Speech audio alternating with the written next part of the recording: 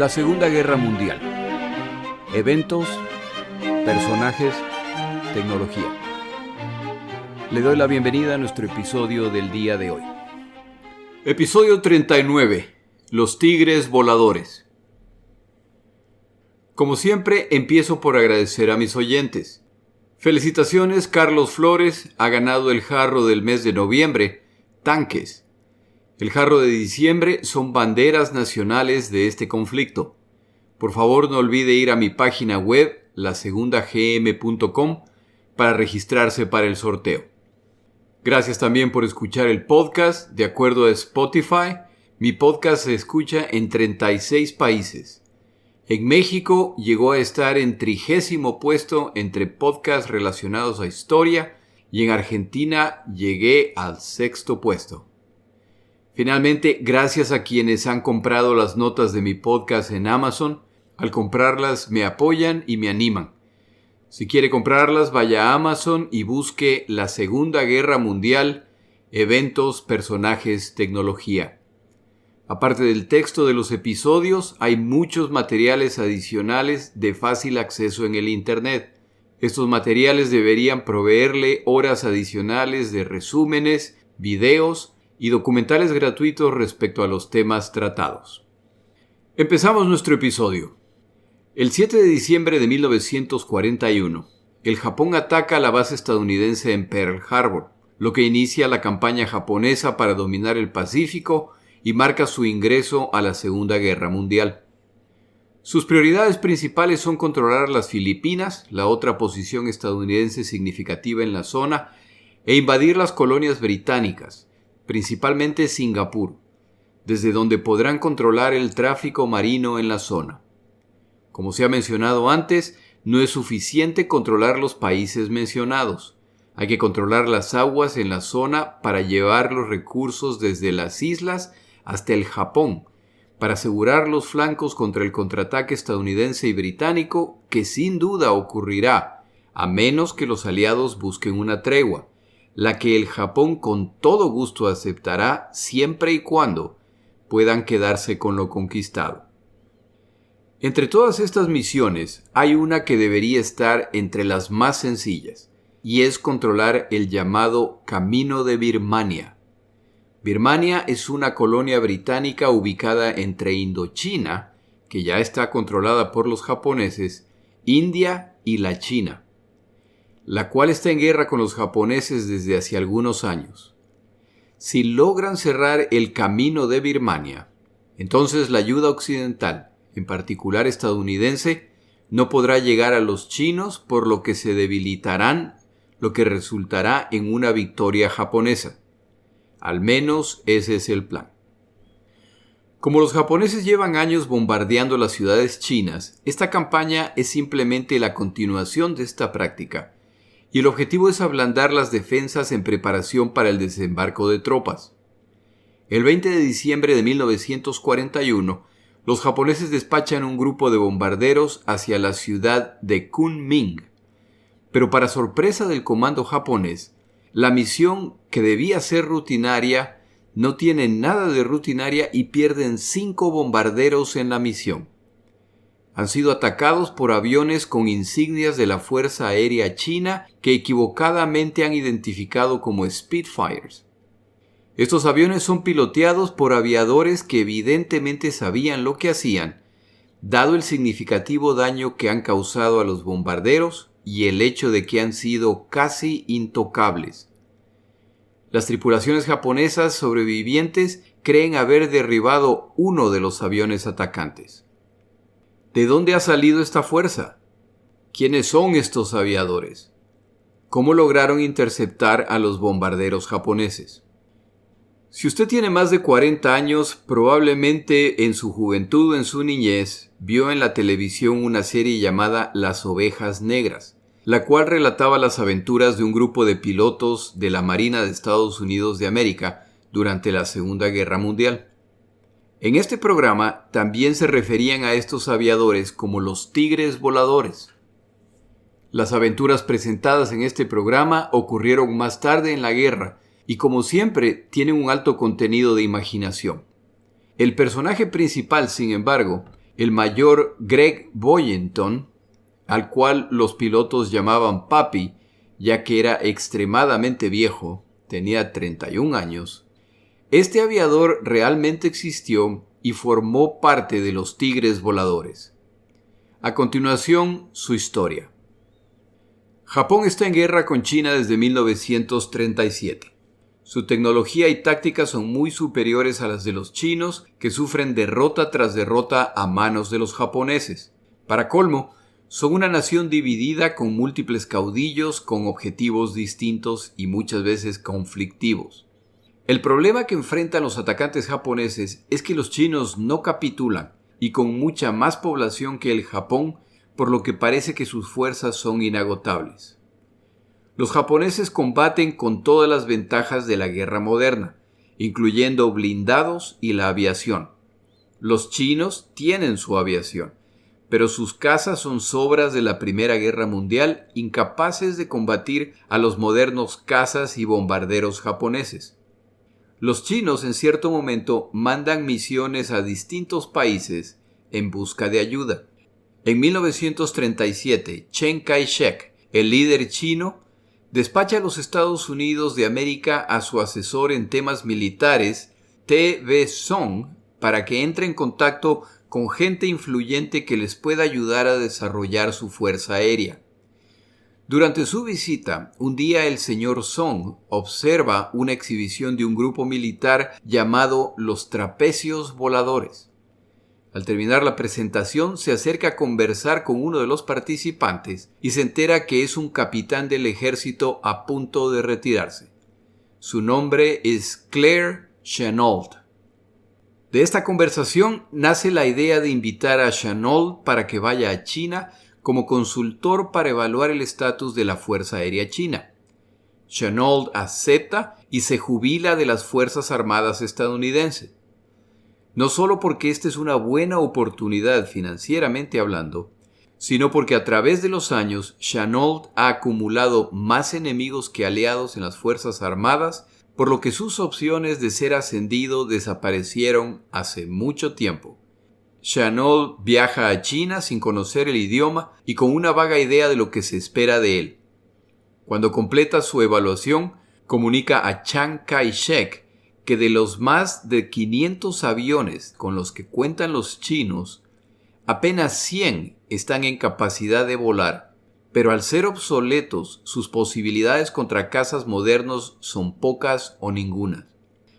Chiang Kai-shek considera la idea de ejecutar a su ministro del aire, pero Chennault interviene, así como Sun Mei-lin, la esposa del líder, la cual es puesta a cargo del desarrollo de la Fuerza Aérea.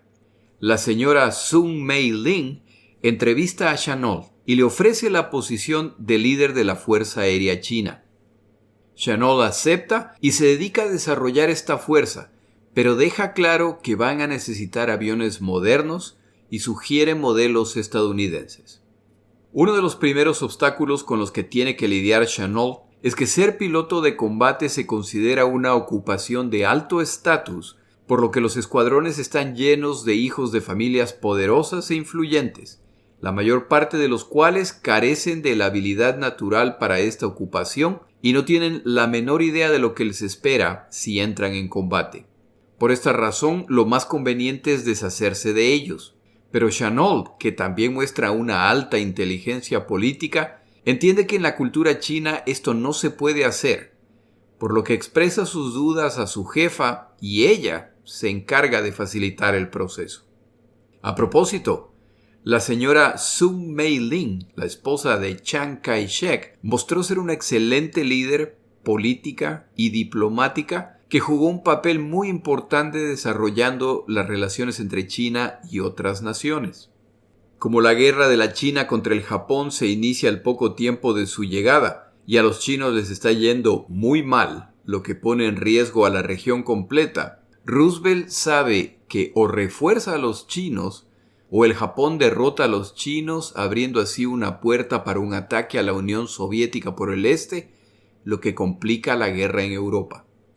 Frente al pedido de ayuda china, que debe intentar desarrollar su fuerza aérea aceleradamente para enfrentar al Japón, El presidente estadounidense Roosevelt, por lo tanto, da la autorización para que se forme una compañía ficticia destinada a crear una fuerza aérea en China capaz de enfrentar a los japoneses. Esta organización está autorizada a comprar aviones y equipo de apoyo estadounidense y además de contratar a voluntarios dispuestos a viajar a China para luchar contra el Japón. Si este proyecto es descubierto por los japoneses, se lo considerará una declaración de guerra y servirá de munición para aquellos dentro de los Estados Unidos de América que se declaran contrarios a la guerra y permanentemente acusan a Roosevelt de tratar de meter a los Estados Unidos en esta guerra. Este grupo necesitará una estructura completa que no existe en China y la cual tiene que ser creada con confidencialidad completa. La tarea es movilizar aviones, pilotos, equipos de tierra, que incluyen médicos y enfermeras, a fin de crear una estructura de apoyo para estos combatientes. Se despacharán a esta zona además cazas Curtiss P-40, a los que los británicos llamaban Tomahawks y en los Estados Unidos a veces se les llama Warhawks. La parte central, por supuesto, son los pilotos, ya que esta operación sin pilotos experimentados está destinada al fracaso. Los estadounidenses cuentan con pilotos entrenados en sus fuerzas aéreas. Recuerde que en este momento no existe la Fuerza Aérea como una rama separada de las Fuerzas Armadas estadounidenses. Existe la Fuerza Aérea del Ejército y la Fuerza Aérea de la Armada. Chennault tiene la tarea de encontrar pilotos para su fuerza de combate. Como la aprobación para esta operación viene desde la Casa Blanca, tiene libertad para reclutar pilotos siempre y cuando se haga discretamente. Como la paga ofrecida por los chinos es el doble de lo que ganaba un piloto estadounidense, y como además añaden atractivos bonos por el derribo de aviones japoneses, la cantidad de pilotos interesados es significativa. Los comandantes de las unidades que pierden estos pilotos, por supuesto, no le encuentran la gracia a la práctica y protestan. Tras puertas cerradas se negocia con Chennault que solo se puede tomar un número limitado de pilotos por unidad y a los comandantes se les informa que el plan es autorizado desde los niveles más altos y que se espera su cooperación. Como abandonar las Fuerzas Armadas abruptamente resulta en la incapacidad de regresar a las Fuerzas Armadas. Después de todo, el gobierno estadounidense gasta cifras respetables entrenando pilotos. Estos obstáculos son removidos y quienes salgan de las Fuerzas Armadas para registrarse como voluntarios con el grupo de Chennault podrán regresar a las Fuerzas Armadas más tarde si deciden hacerlo así. Si a muchos comandantes no les caía bien Chennault antes de estos eventos, ahora no lo pueden tolerar. Sobre todo sabiendo que habrá una guerra. Lo que falta saber es solamente cuándo y dónde. Y tras pasar mucho tiempo entrenando pilotos, algunos de sus mejores pilotos abandonan las Fuerzas Armadas en nombre de embarcarse en esta aventura.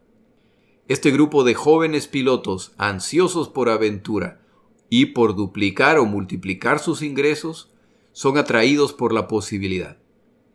El número de aplicantes es tal que es posible para los reclutadores escoger entre lo mejor de lo mejor.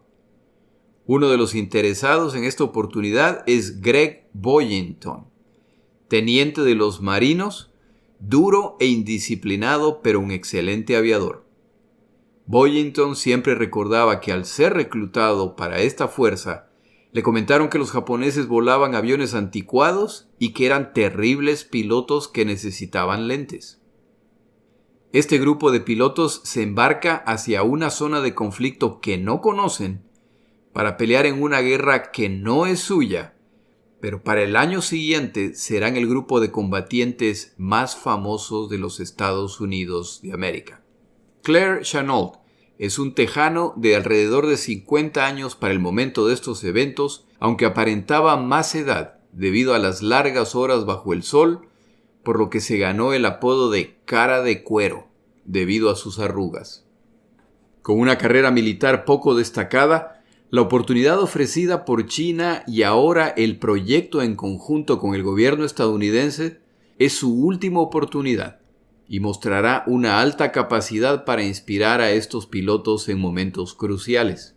Esta tarea le es asignada por solicitud directa del liderazgo chino, con el cual trabaja desde hace algunos años. De joven, Chennault se enlista con el ejército a fin de participar en la Primera Guerra Mundial. Llega al rango de teniente, pero al final no logra participar en esta guerra. Sin embargo, logra su sueño y es entrenado como aviador en 1920.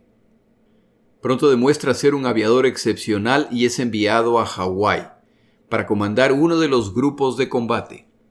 Chennault es uno de los primeros en convencerse que aviones caza son capaces de destruir los más grandes destructores navales, algo que para las Fuerzas Armadas, en particular para la Armada, era una herejía. En el mar mandan los acorazados y sus grupos de combate. Chennault está además en contra de la doctrina aérea preponderante de la época, que afirmaba que el bombardero, con su poder y su velocidad, era el arma del futuro y que por sí solos podían ganar guerras. Chennault afirmaba que cazas de combate trabajando en equipo eran capaces de detener a los bombarderos. La historia demostrará a la larga que Chennault y otros que pensaban como él estaban en lo correcto, pero en el proceso de defender su punto, Chennault termina irritando a quienes necesita convencer y pone de hecho fin a su carrera militar. Grupos de mercenarios estadounidenses reclutados en las academias de aviadores del ejército y la armada, los aviones que pilotearán, muchos de los cuales no cuentan con los componentes necesarios, los equipos de apoyo en tierra, incluso equipos médicos y de enfermeras para apoyarlos, empiezan a dirigirse hacia China por distintos medios, tratando de aparentar que se dirigen a otros lugares. Y poco a poco se va construyendo la estructura necesaria y las deficiencias de equipo se compensan con negociaciones, amenazas de renunciar, intercambios o robándoles piezas a otros grupos. Si usted alguna vez ha visto una película de guerra que incluye combatientes indisciplinados, con gusto por el alcohol, pendencieros y aficionados a la diversión a cualquier costo, entonces probablemente vio una película inspirada por este grupo. Estos aviadores acostumbrados hasta hace poco al rigor militar, ahora tienen la oportunidad de combatir y ganar respetables cantidades de dinero. Es decir, es un grupo de mercenarios contratado por China para combatir en su nombre. El 40º Escuadrón de Voluntarios Estadounidenses, The American Volunteer Group, AVG, tuvo su primera misión el 23 de enero de 1938. Los pilotos chinos entrenados por Chennault son capaces de enfrentar a los bombarderos japoneses hasta que un día aparece un nuevo caza japonés de escolta, el Mitsubishi A6M, el cual será más conocido como Zero. En una de las primeras misiones, 6 ceros derriban a 55 cazas chinos. La superioridad del nuevo avión es incuestionable. Si no llega un nuevo tipo de caza a la zona, la situación en China solo puede empeorar. El interés estadounidense por la situación china se debe a varios factores, incluyendo que la estabilidad china facilita la estabilidad británica y estadounidense en la zona. China es importante además, ya que en caso de guerra con Japón, se pueden enviar bombarderos a China para desde ahí bombardear el Japón. Esto, por supuesto, lo saben los aliados y lo saben los japoneses, por lo que nadie quiere permitir al otro lado dominar esta zona. La única opción para renovar a la flota aérea china es el P-40 Tomahawk, pero los estadounidenses ya están al tanto que el desempeño de este avión es inferior, por ejemplo, al Bf-109 alemán o al Spitfire británico. La inteligencia china prepara información respecto al Zero japonés, y cuando los chinos logran derribar un Zero y lo estudian, no tardan en pasar la información a Chennault. Con esta información en mano, él se dedica a desarrollar tácticas para enfrentar este avión. Los chinos capturan además un manual de operaciones de pilotos de cero y pasan esta información a Chenault. Cuando está listo para entrenar a sus pilotos, la información reunida y las tácticas sugeridas resultan tremendamente precisas, lo que les permite además anticipar los movimientos japoneses, lo que los pilotos aprecian desde sus primeras misiones y por lo que siempre estaban agradecidos por tener a Chenault de comandante. Todo el entrenamiento y estudio no puede cambiar un hecho concreto, el cual George "Papi" Paxton, uno de los famosos pilotos de este grupo, relató en su biografía. El señor Paxton decía: "El resumen de lo explicado por Chenault fue que teníamos un caza de baja categoría que tenía dos ventajas: la velocidad en descenso y el armamento. Si utilizábamos estos dos elementos, sobreviviremos. Si intentamos combatir en cualquier otra categoría, moriremos". Chenault nos recordaba: empiecen el ataque desde la altura, desciendan, ataquen a los cazas y bombarderos y salgan de ahí. No se queden a combatir, no empiecen a girar con un cero, no podrán escapar. Sobre todo, nunca asuman que el avión contra el que combaten es el único que está cerca. Paxton recordaba además: siempre peleamos en inferioridad numérica. Es importante que el oyente recuerde que todo esto está ocurriendo antes del ingreso de los Estados Unidos a la Segunda Guerra Mundial, y Chenault ya sabe que los estadounidenses y británicos tienen un serio problema al enfrentar a los japoneses. Él intenta compartir información respecto al magnífico avión japonés nuevo, pero es ignorado, dadas sus malas relaciones con los miembros de las fuerzas aéreas. Esta omisión le costará la vida a muchos aviadores estadounidenses. Un día, uno de los pilotos de la Fuerza Voluntaria encuentra una revista que muestra a los aviadores británicos en Egipto. Estos aviadores volaban el mismo avión, el P-40 Tomahawk, y habían pintado en el frente de sus aviones mandíbulas con dientes similares a los de un tiburón. A los pilotos les encanta la idea y deciden pintar sus aviones con el mismo diseño, y este se vuelve emblemático de este grupo de combate. En mi página web, entre los materiales adicionales, incluyo el link a una foto de estos aviones. Antes de continuar nuestro episodio, tomamos una pausa.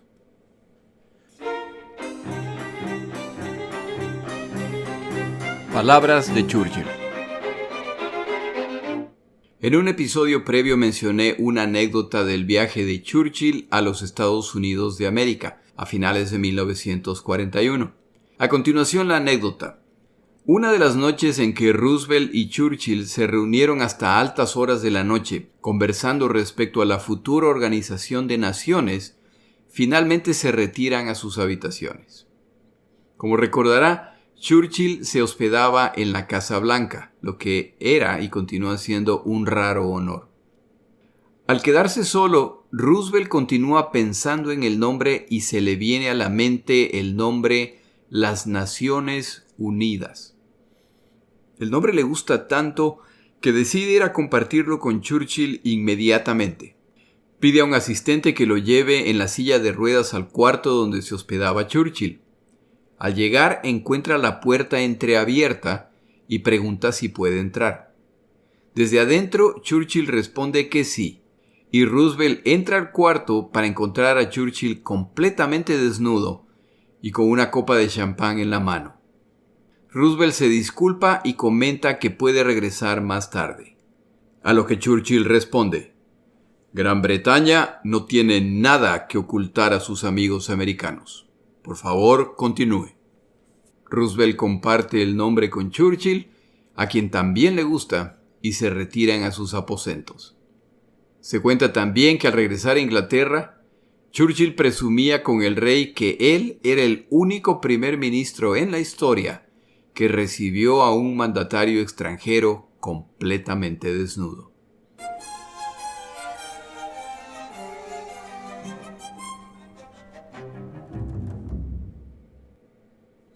y entonces ocurre Pearl Harbor.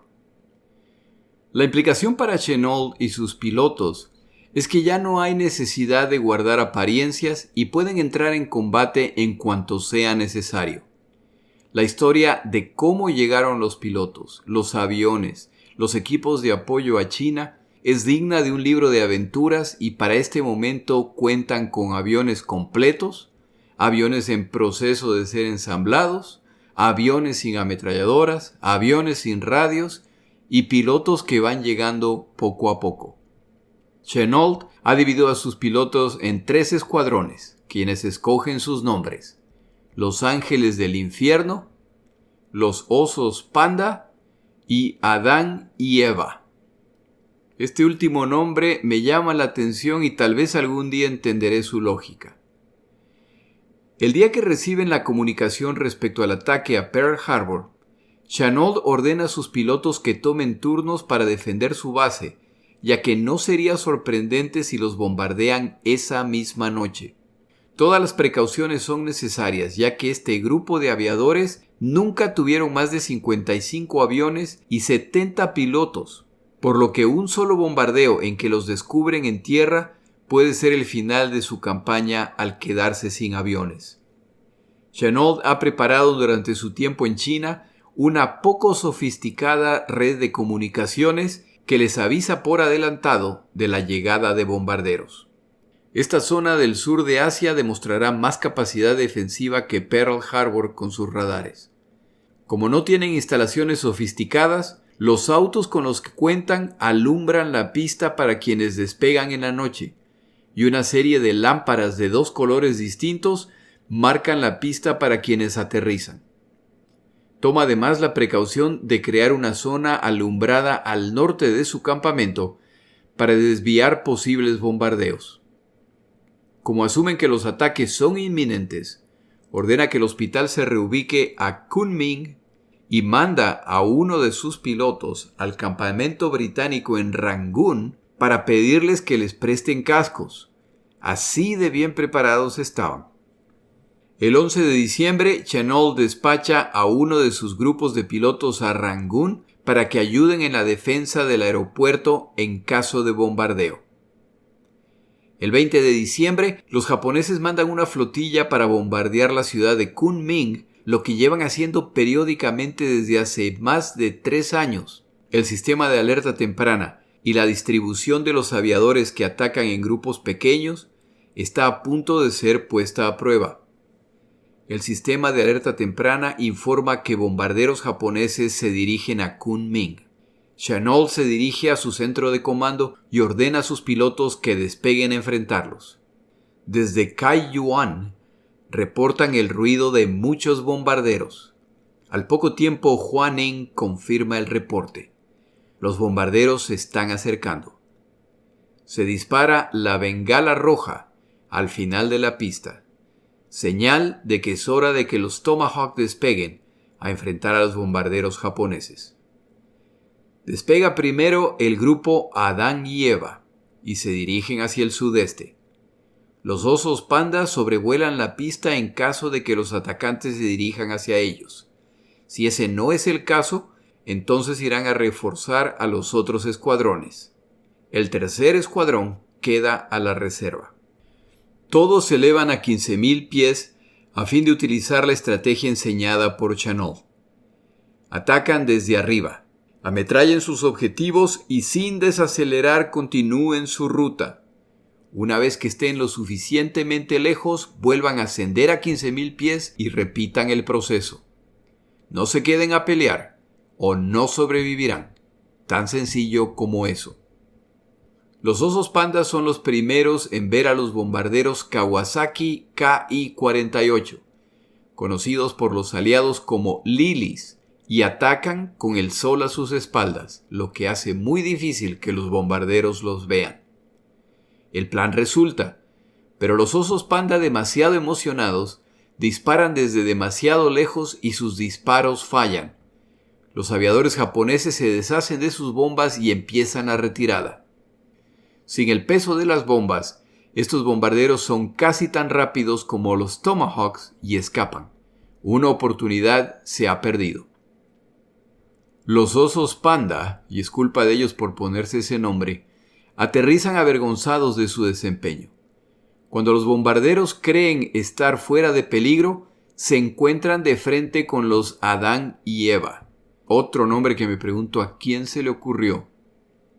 Sandy Sandel, comandante de este grupo, ordena a 2 pilotos que asciendan para mantenerse alerta en caso de que cazas japoneses estén esperando para emboscarlos. Los 3 grupos de 3 aviones tomarían turnos lanzándose en descenso para atacar a los bombarderos, mientras los otros esperaban en reserva y defendían a los atacantes. Están ejecutando el método de ataque diseñado por Chanot. Desafortunadamente, la disciplina no era la característica principal del grupo, por lo que varios aviadores deciden probar sus propias prácticas y atacan desde los lados o desde abajo. Aunque los ataques funcionan, los pilotos de reserva que se elevan para sumarse al ataque, al llegar ven un enjambre de abejas que es difícil entender por qué aviones no están estrellándose unos contra otros en medio de este desorden. Para cuando el ataque termina, los bombarderos japoneses han sufrido pérdidas, pero cuando se suman los reportes individuales de derribos y se restan el número de aviones que los observadores vieron alejarse, las cuentas no cuadran. Una vez más, la tendencia de pilotos de todas nacionalidades de ver optimistamente su desempeño se hace presente. Los japoneses han sufrido una vergonzosa e inesperada derrota en un ataque que se consideraba tan seguro que ni siquiera llevaban cazas de apoyo. Los aviadores aterrizan felices por lo logrado. Al día siguiente, en un evento espontáneo, los pobladores de Kunming visitan la base de Chennault y traen regalos para los pilotos. Por años han sido bombardeados y ya se han acostumbrado a que lo único que pueden hacer es esconderse, confiar en sobrevivir y al final salir a ver si su propiedad y familiares han sobrevivido. El 20 de diciembre de 1941 ha sido distinto. No solo no se produjo el bombardeo, pero han visto a sus torturadores derrotados y escapando. Solo hay un problema. El que no está feliz con lo ocurrido es Chanot. El desempeño de sus pilotos ha sido pobre y son afortunados de que no se produjeron bajas. Los osos panda se han descontrolado y desperdiciado su oportunidad. Los del grupo Adán y Eva han atacado indisciplinadamente. Chanot no se altera o sube la voz.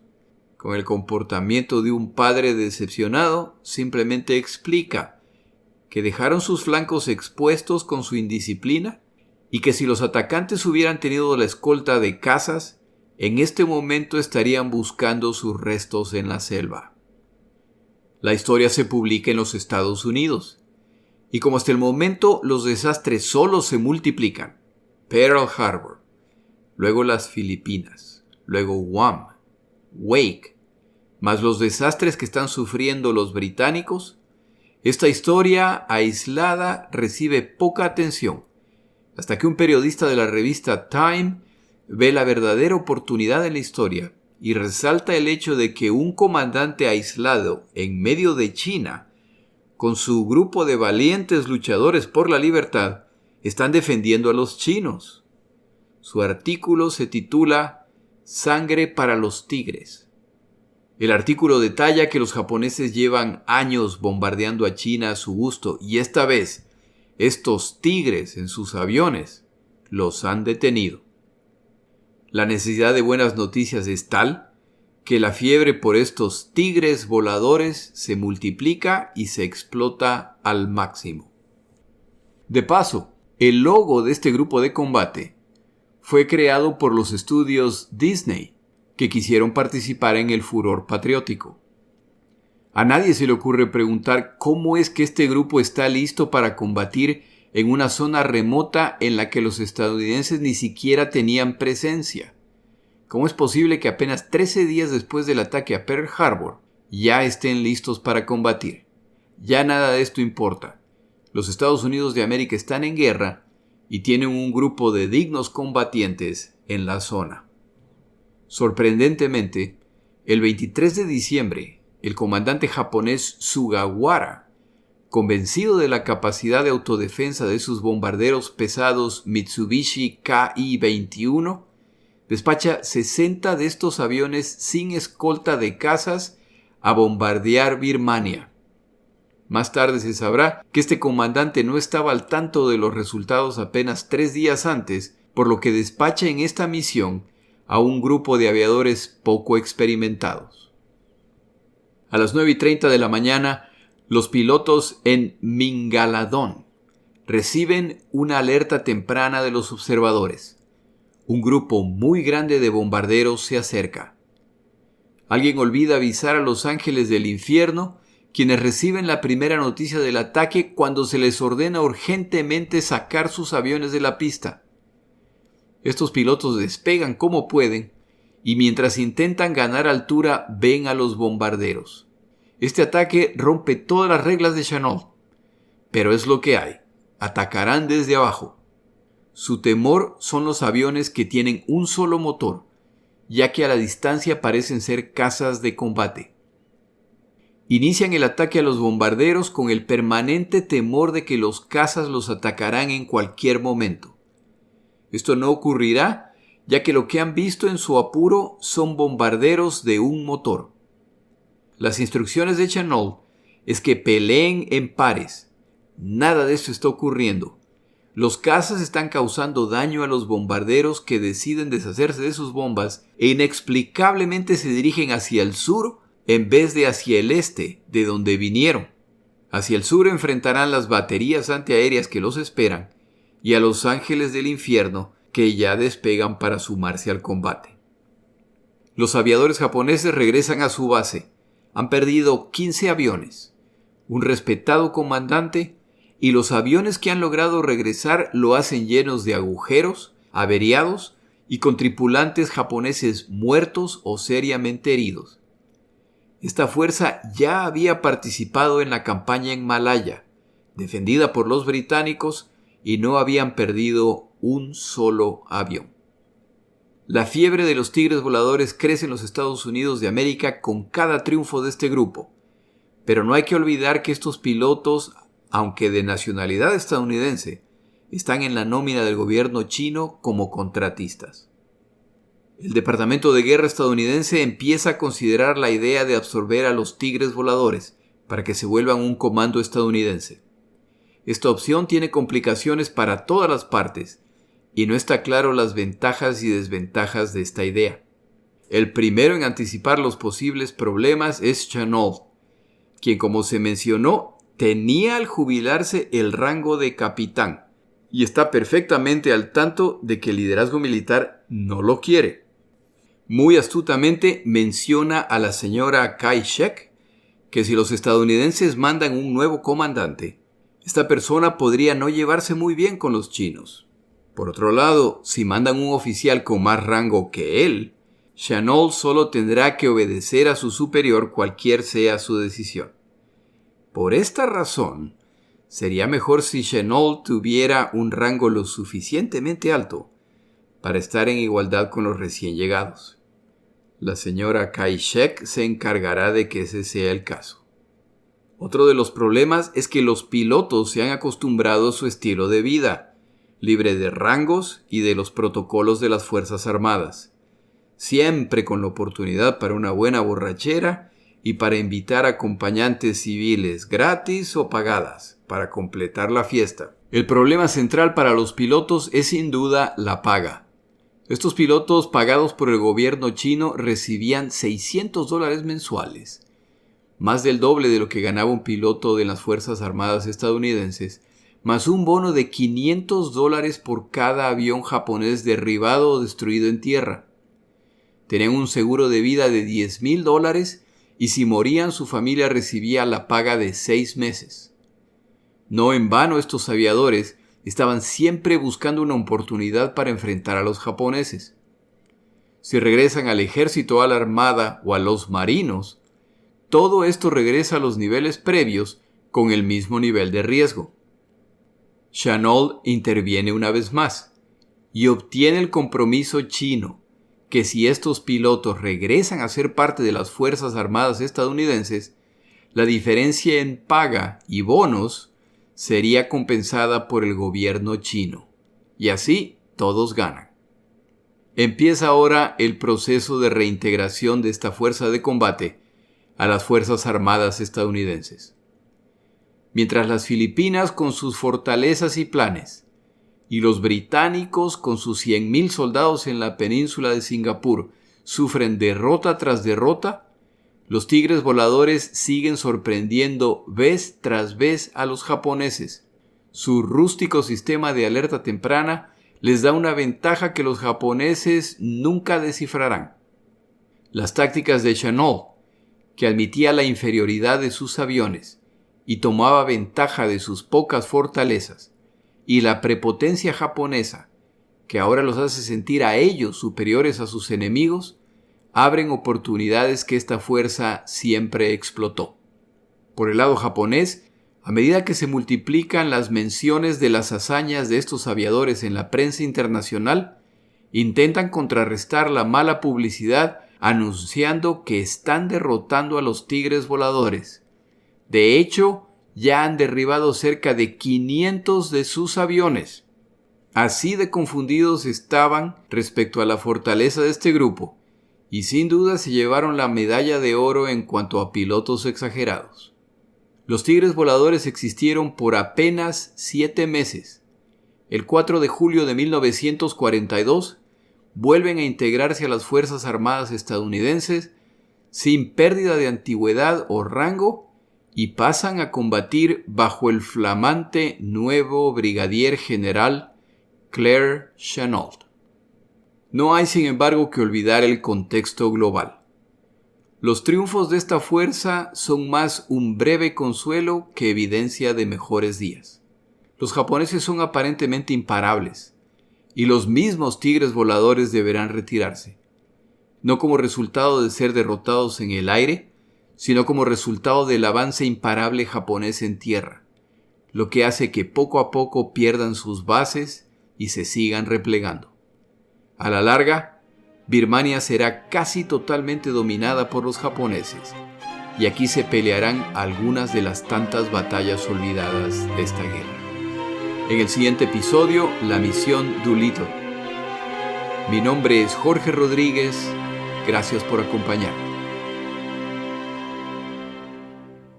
Para información adicional respecto a este episodio, las notas de este podcast, que incluyen la narración de este episodio, así como acceso a resúmenes, videos, documentales y materiales adicionales gratuitos disponibles en el Internet, por favor vaya a Amazon y busque el libro La Segunda Guerra Mundial, Eventos, Personajes, Tecnología. Al comprar estas notas me ayuda y me apoya financieramente. Puede encontrar información adicional en mi página web, lasegundagm.com. Muchas gracias.